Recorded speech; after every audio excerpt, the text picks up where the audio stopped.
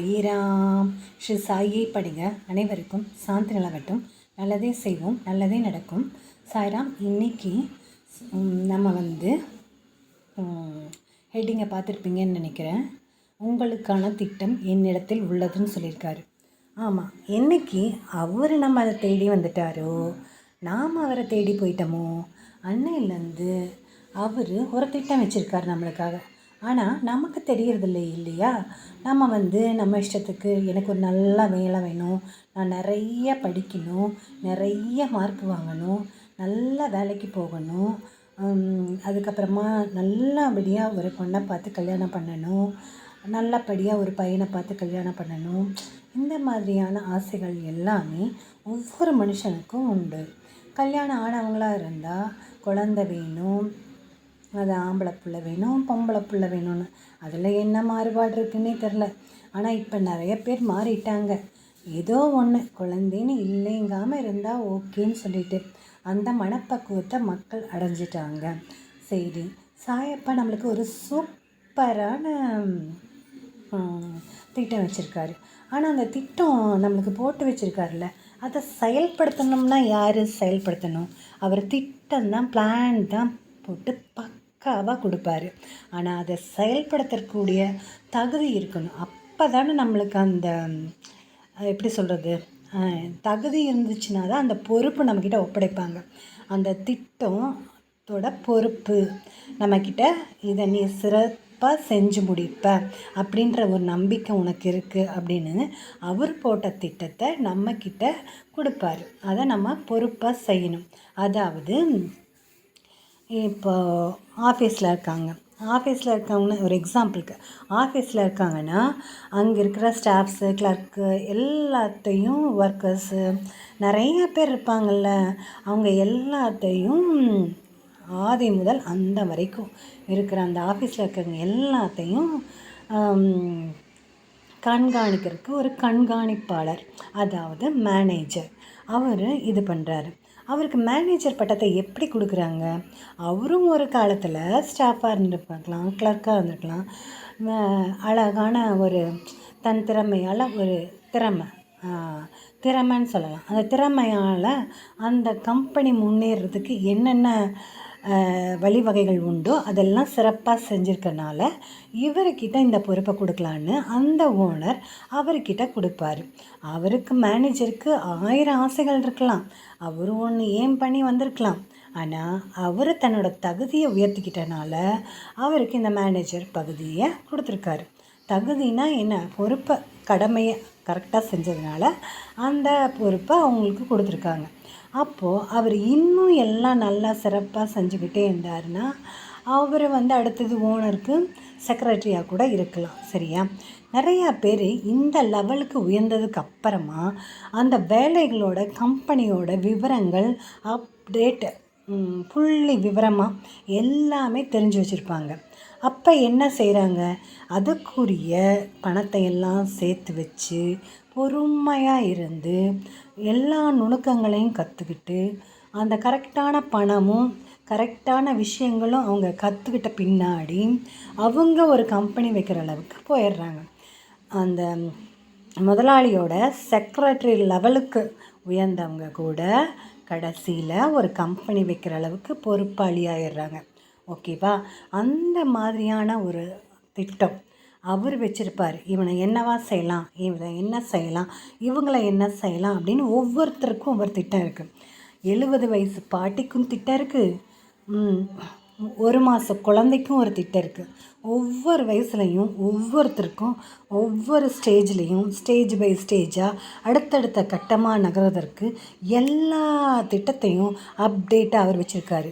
அவர்னால் at a டைமில் கோடிக்கணக்கான பேரோட மனசுக்குள்ளர போய் அவங்களுடைய உள்ளுணர்வாக இருந்து செயல்படுத்தக்கூடிய அந்த வழிவகையாக அவர் இருக்கார். அத்தகைய ஆற்றல் மிக்கது அவரோட சக்தி. அவர் நமக்கெல்லாம் பெரிய எஜமானர், பிக் பாஸ். சரிங்களா? ஆனால் நம்மளுடைய குடும்பத் தலைவனும் அவர் தான். அவரை கண்ணை பாருங்கள், என்னமா கலக்குது. எந்த சாயப்பாவாக இருந்தாலும் சரி, கண்ணை பாருங்கள், சூப்பர் சூப்பராக பேசுவார். எந்த இடத்துல நீங்கள் உட்காந்துருந்தாலும் அவர் கண்ணை மட்டும் மனசுக்குள்ளே கொண்டு வந்து நிறுத்துங்க. அந்த கண்ணுக்குள்ள உண்டான ஆற்றலே வேறு. எனக்கு சொல்ல சொல்ல கண் கலங்குது. எங்கள் அப்பா விட்டு நான் கொஞ்சம் தூரம் வந்துட்டு தான் இருக்கேன். ஆனால் அவர் ஏன் அப்படி பண்ணினாருன்னு தெரியல. என்ன ஒரு சந்தோஷமான நிம்மதியான ஒரு சூழலில் தான் இப்போ உட்கார வச்சுருக்காரு. அவர் தனக்குன்னு யாரும் இல்லாட்டியும் கூட தன் குழந்தைங்கள்லாம் நல்லா இருக்கணும்னு விருப்பப்படுவார். நான் சாயப்பா கோயிலுக்கு பின்னாடியே ஒரு வீடு கிடச்சிது. அந்த வீட்டுக்கு போனால் நான் அவருக்கு இரவாரத்தி அப்போது நான் போனேன்னா பிள்ளைங்கள்லாம் இருக்காங்களா, அவங்க எல்லாருமே வந்துடுவாங்க. அப்போ பார்த்திங்கன்னா இரவாரத்தி அப்போ இட்லி வைக்கலாம், சப்பாத்தி வைக்கலாம், யார் வீட்டில் என்ன டிஃபன் வச்சுருந்தாலும் நம்ம வச்சு இரவாரத்தி வைக்கலான்னு அவ்வளோ ஆசையாக கனவு கண்டுட்டு இருந்தேன். ஆனால் அந்த வீடு எனக்கு கிடைக்காம போயிடுச்சு. நாங்கள் இதுக்கு முன்னாடி ஒரு வீட்டில் இருந்தோம்னு சொன்னோம்ல, அது வெட்ட வெளிச்சமாக கிழக்கு பார்த்தது, நிறைய ஸ்பேஸ் வெளியே இருக்குது. அப்பேற்பட்ட ஒரு வீட்டை எனக்கு அமைச்சு கொடுத்தாரு சாயப்பா. அந்த வீடை மிஸ் பண்ண நான் அப்போ நினச்சேன். அவர் தனக்கு இல்லாட்டியும் கூட தன் குழந்தைங்க நல்லா இருக்கணும்னு ஒவ்வொரு நேரமும் சிந்தித்து செயல்படுறாரு. அது நான் அனுபவபூர்வமாக உணர்ந்தேன். அன்றைக்கி சாயப்பாட்ட சொன்னேன், சாயப்பா நான் வீட்டுக்கு என்னால் மாற்றி போக முடியாது. இனி வாடகையே இல்லாத வீடாக பார்த்து தான் நான் போக முடியும், அதாவது சொந்த வீடாக அப்படின்னு நினச்சேன். அவர் கரெக்டாக இடையில எவ்வளவோ விஷயங்கள் வீடு மாறுறதுக்கு உண்டானது நடந்தாலும் எங்கள் அப்பா என் மேலே நம்பிக்கை வச்சுருந்ததுனால, நான் அவர் மேலே வச்சுருந்த நம்பிக்கையை 100% வச்சுருந்ததுனால அவர் இன்றைக்கி எனக்கு வாடகை இல்லாத ஒரு வீடு, அதாவது குவார்ட்டர்ஸ், இது நம்ம இருக்கிற வரைக்கும் இருந்துக்கலாம், நல்லா இருந்துக்கலாம். இதில் எல்லா ஃபெசிலிட்டியும் உண்டு. அதுக்குண்டான தகுதியை என் மகனுக்கு கொடுத்து அவனுக்கு வேலை வாங்கி கொடுத்து, அவன் வேலை வாங்கி கொடுத்தனா நம்ம படிக்காமல் வேலை வாங்க முடியுமா? நம்ம எந்த ஒரு விஷயத்தை அடைய விரும்புகிறோமோ அதுக்குண்டான தகுதியையும் பொறுப்பும் கடமைகளையும் சரிவர செஞ்சாதான் நம்ம அதுக்குரிய இடத்துக்கு கொண்டு போய் சேர்த்தி, அதாவது அந்த இடத்துக்கு போகிறதுக்கு அவரோட ஆசீர்வாதமும் நம்மளுக்கு மெயினாக இருந்து வழித்துணையாக இருக்கும். சரிங்களா? நான் இது பெருமையாக சொல்லலை, என்ன நிஜமாக நான் பெருமையாக சொல்லலை. நீங்கள் எல்லோரும் நம்பிக்கை எந்த அளவுக்கு வைக்கணுன்றது ஆணித்தரமாக சொல்கிறேன். எந்த ஒரு இதுவுமே இந்த கோபிநாத் ஒரு இதில் சொல்லியிருப்பார், வருங்க மோட்டிவேஷனாக ஒன்று சொல்லியிருப்பார். ஆள் அது அம்பு எதுவுமே இல்லாமல் உன்னை யார் கைவிட்டாலும் நீ உன் மேலே நம்பிக்கை வைம்பார். அந்த நம்பிக்கைக்கு பெரிய பக்கபலமாக ஆசீர்வாதமாக இருந்து உன்னை வழி நடத்துறது நம்மளோட சாயப்பா தான். சரிங்களா? அதனால் நீங்கள் எந்த ஒரு சூழ்நிலையிலையும் நீங்கள் நம்பிக்கையை தளர விட்டுறாதீங்க.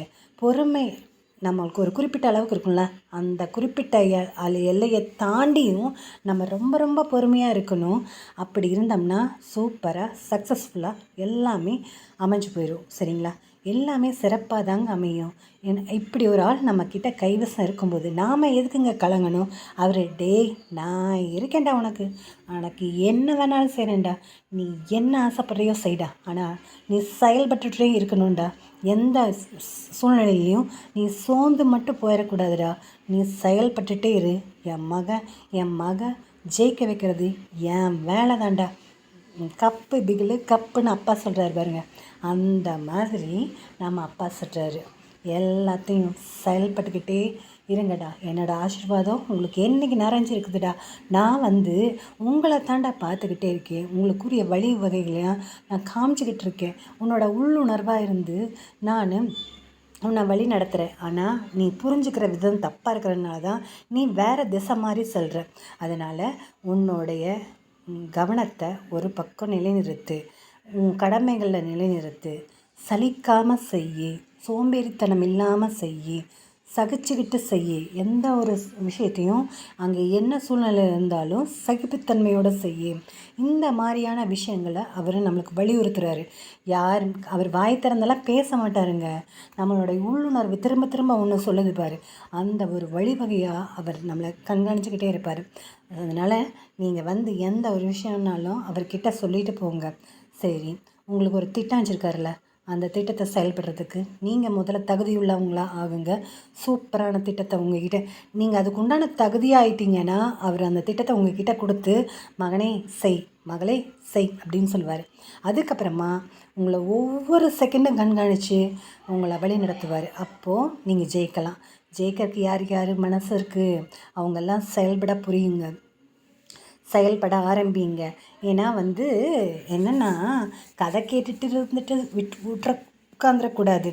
நம்ம சூப்பராக செயல்பட ஆரம்பிக்கணும். செயல்பட ஆரம்பித்தோம்னாவே நம்மளுக்கு வெற்றி நிச்சயம்தான். சரிங்களா? அதனால் பார்த்திங்கன்னா,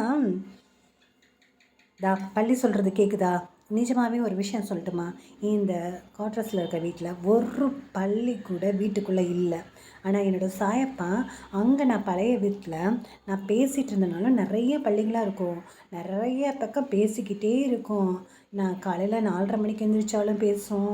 அதுக்கப்புறம் நான் யார் கூடயாவது மற்றவங்க யார் கூடயாவது பேசினேன்னா, அதாவது நம்ம சொந்தக்காரங்க இல்லாமல் சாய் டிவோட்டிஸ் யார்கிட்ட பேசினாலும் அந்த பள்ளி பேசும். மத்தியான டைம் பேசணும்னு அவசியம் இருந்தால் அந்த பள்ளி பேசும். இந்த பள்ளிக்கும் எனக்கும் நிறைய கனெக்ஷன் இருக்குது. நான் இங்கே வந்தப்போ ஒரு பள்ளி கூட இனி பார்க்கல. நாங்கள் ஒரு வாரத்துக்கு மேலே ஆச்சு. சாமி ஸ்டாண்டுலேருந்து பள்ளி சவுண்டு கேட்குது. நான் எந்திரிச்சோன்னே 4:30க்கு எந்திரிப்பேன். 5 மணிக்குள்ளே எந்திரிப்பேன். இப்போ மாத்திரை போட்டு சாப்பிட்றதுனால ஒரு தூக்கமாக வர்றது. அதனால் ஒரு 5 மணிக்குள்ளார எப்படி இருந்தாலும் எந்திரிச்சிடுவேன். அப்போ எந்திரிச்சோன்னா சாயப்பா சவுண்டு கேட்கும். அங்கேயும் அதே மாதிரி தான் கேட்கும். இப்போது இங்கே பள்ளியே இல்லை. என் கண்ணுக்கு முன்னாடி பள்ளியே இல்லை. ஒரே ஒரு ஜன்னல் திறந்து வச்சுருக்கேன். அந்த ஜன்னலுக்குள்ளேருந்து கேட்குது. எங்கேருந்து சொல்கிறாரோ தெரியல. அவர் ஆசீர்வாதம் உங்களுக்கும் நிறைஞ்சிருக்கும். நீங்கள் கண்காணித்து பாருங்கள். உங்களை சுற்றி ஏதோ ஒரு ரூபத்தில் அவர் கண்டிப்பாக இருப்பார். சரி, நாம் இன்றைக்கி சூப்பரான ஒரு மெசேஜை பார்க்கலாமா? நம்மளோட ரிலேட்டடாக ஒரு மெசேஜ் சொல்கிறார். என்னென்னா, வாழ்க்கையில் எவ்வளவு நம்பிக்கையுடன் முன்னேற முயற்சி செய்தாலும் ஏன் உன்னால் வெற்றி அடைய முடியவில்லை என்பதற்கு முக்கியமான காரணங்கள் இவைகள்தான். மற்றவர்கள் என்ன நினைக்கிறார்கள் என்று யோசிக்காதே. நீ என்ன நினைக்கிறாய் என்பதே முக்கியம். உன் வாழ்க்கைக்கு எது சிறந்தது என்று நம்புகிறாயோ அதை தைரியமாக செய். உன் கடந்த கால அனுபவங்களை நினைத்து வருந்தாதே. அதில் பெற்ற பாடத்தை கொண்டு உற்சாகத்துடன் நினைத்து செயல்களை தொடங்கு.